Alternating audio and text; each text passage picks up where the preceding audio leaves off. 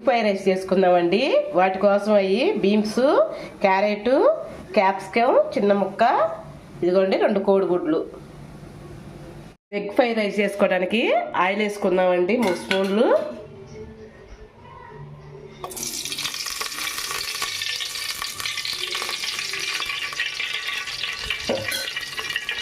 వేసుకుందాం.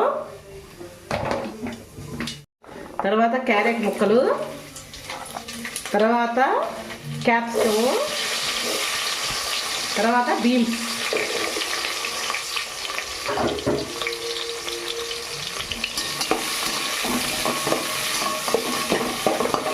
మూడు మరీ ఆగాల్సిన అవసరం లేదండి, కొంచెం వేగితే చాలు.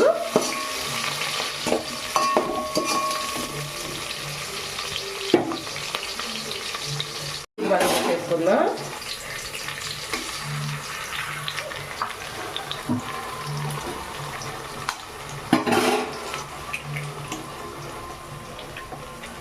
కుట్టి మరి పగలు కొట్టు ఒకటి.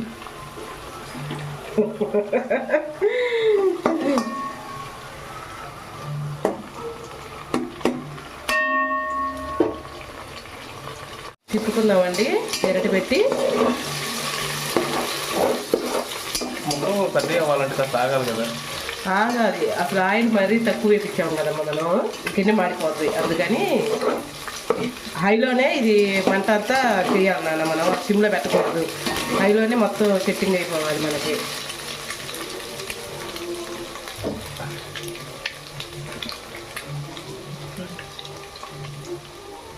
కొంచెం పసుపు వేసుకున్నానండి.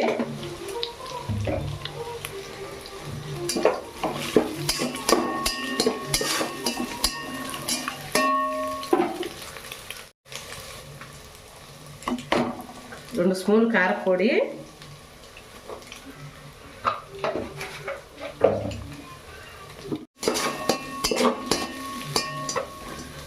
అన్నం వేసేస్తానండి. కేజీ అన్నం అది, హాఫ్ కేజీ నాన్న. Half KG, half KG. కొంచెం గరం మసాలా వేద్దాము. ఎంతండి, కొంచెమే వేస్తున్నాను. గరం మసాలా వేస్తే గరం గరంగా ఉంటుందా? టేస్ట్గా ఉంటుందని. నెక్స్ట్ ఉప్పు వేస్తున్నానండి రుచికి తగ్గట్టు. ఉప్పు ఇందాక వేసినట్టున్నావుగా. వేయలేదు నాన్న.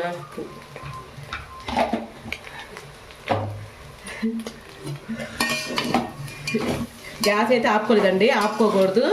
ఇక హైలోనే పెట్టి బాగా వేపుకోవాల్సింది దీన్ని, అన్నాన్ని. దీన్ని మీరు ఏమంటారు? ఎగ్ ఫ్రైడ్ రైస్ అంటారు మీరు? అవును నాన్న. ఏమూరు అది? చికెన్ ఫ్రైడ్ రైస్ అంటే దీన్ని చికెన్ వేస్తారా? బాగుంటుంది. ఇంకా చికెన్ ఫ్రై వేస్తే ఇంకా సూపర్. నేను ఆదివారం చేసి పెడతాను వీడియోలో. అందులో బిర్యానీ అంటే వేడి మీదే హైలో పెట్టే ఇది బాగా చేయాలి నాన్న. మనం ఎలా పడితే ఎలా కాదు, ఇది సిమ్లో పెట్టకూడదు. కాస్త నెయ్యి వేస్తే టేస్ట్ బాగుంటుంది. నెయ్యి అన్నీ ఫ్రై నాన్న.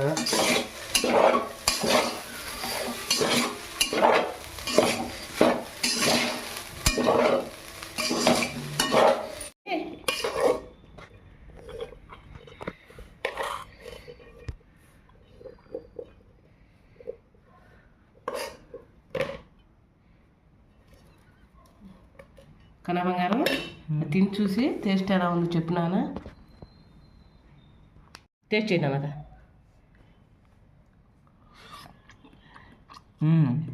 సూపర్. ఓకేనండి. ఈ వీడియో నచ్చినందుకు మీకు నచ్చితే ఒక లైక్ చేసి ఒక కామెంట్ చేయరా? ఓకేనండి. రేపు మంచి వీడియోతో మీ ముందరకు వచ్చేస్తాను. బాయ్.